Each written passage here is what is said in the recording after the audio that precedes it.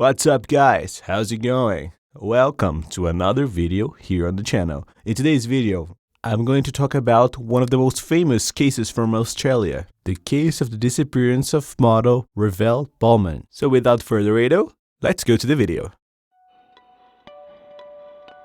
Revelle Balmain was born on July 11, 1972 in Manly, a coastal suburb north of Sydney, Australia's most populous city. She lived with her parents, Jen and Ivor Balmain, her sister Sal, and her younger brother Matthew, in a house located in the city of Sydney. Revelle was a cheerful, outgoing child who liked to spend most of her time playing with her siblings. Her childhood was quite normal.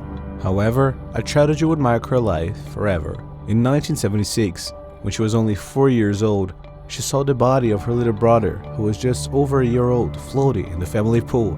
He was playing when he fell into the water and no one was around to save him. This tragic fact messed with Revelle's mind a lot, so much that she was never the same after that. As a matter of fact, according to her mother, many of the wrong decisions that Revelle made in her life were the result of her psychological trauma. When she reached adolescence, Revelle's beauty was already drawing attention. She became interested in her modeling career and started to walk some runways. Still in adolescence, according to some sources, she started doing drugs, and she used them regularly whenever she thought she needed it.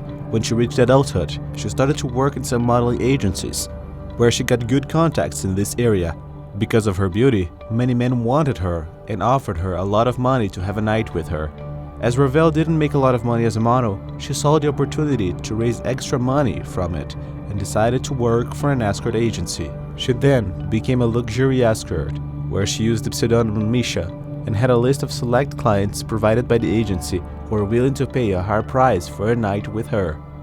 The agency was responsible for making an appointment between the client and the companion. They had some sort of catalog with several girls, where the interested person chose one or more of them and the time he wanted to spend with them. After that, he made the payment directly to the agency, and then the girl or girls were sent to the client's home or a hotel he was staying at. Although the agency keeps a good part of the money as a commission for each program carried out by the companions, the girls would rather work for the agency than to work on their own, as the clients were all hand-picked, and not just anyone could contact the agency and pick a girl. Thus, the system in which the agency worked as a bridge between the client and the escort, theoretically, it was safer for the girls. On November 5, 1994, at 4 p.m., Revelle went to meet a customer named Gavin Sammer in Kingsford, a suburb in the southeast of Sydney. The meeting lasted about 2 hours. When it ended, she called a friend named Kate Brentwell, and the two agreed to meet for drinks. She also had plans to meet her boyfriend, Pierce Pollard, a 27-year-old writer connected to the film industry and who didn't know that Revelle was not only a model, but also an escort. It is said that the two are very happy, as the couple would soon move to Japan, where Revelle got a job as a dancer. Around 7:15 p.m., Revelle called her friend Kate again and said she would meet her at the Royal Hotel. However, Revelle did not attend this meeting and was never seen again. Her boyfriend tried to contact her several times. With no response, he decided to report her disappearance to the authorities. The next day, her mother was waiting for hours at the Newcastle train station. She called Revelle, but no one answered. Her mother then decided to call her daughter's close friends. She also called hospitals, but got no information or where Revelle might be.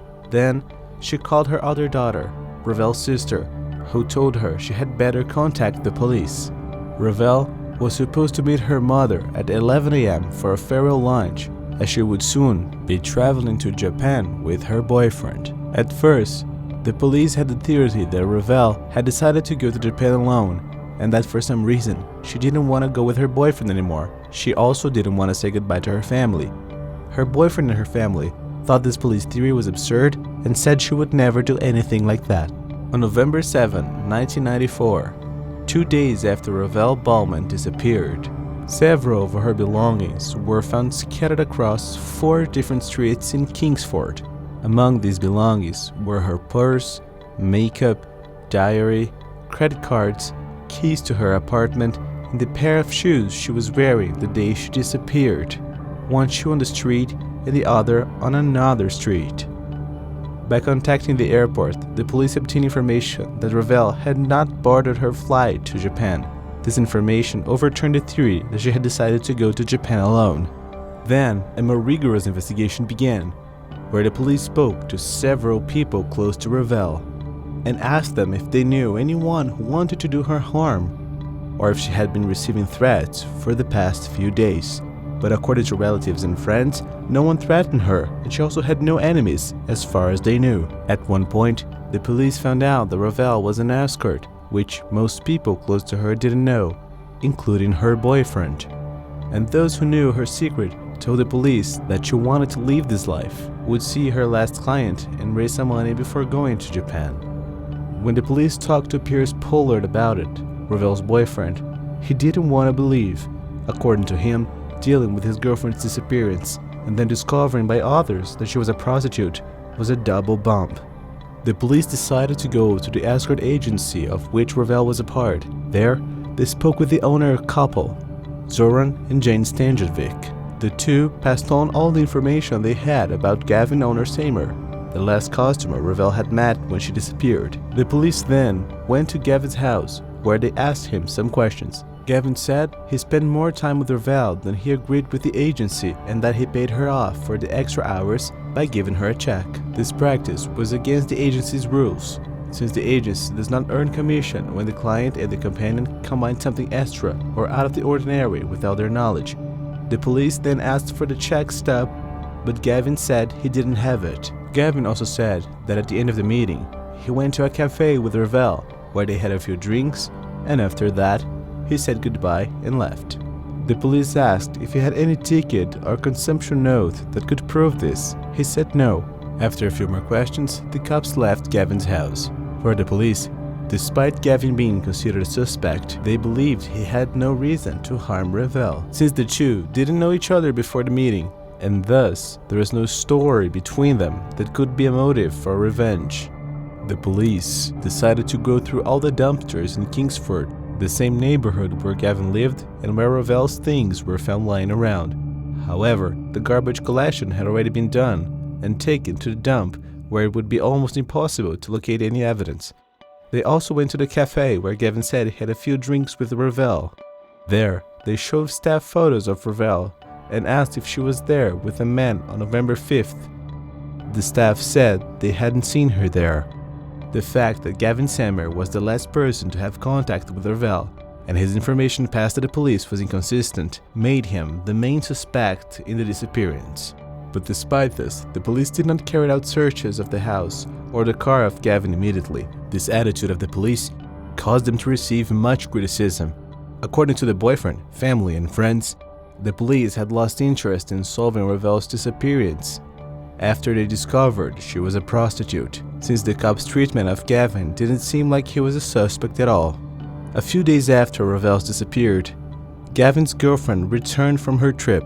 She noticed that he had several scratch marks all over his body and a bite mark on his ring finger. She also noticed that Gavin had done a lot of cleaning around the house, as well as washing the entire car and even removing the seats.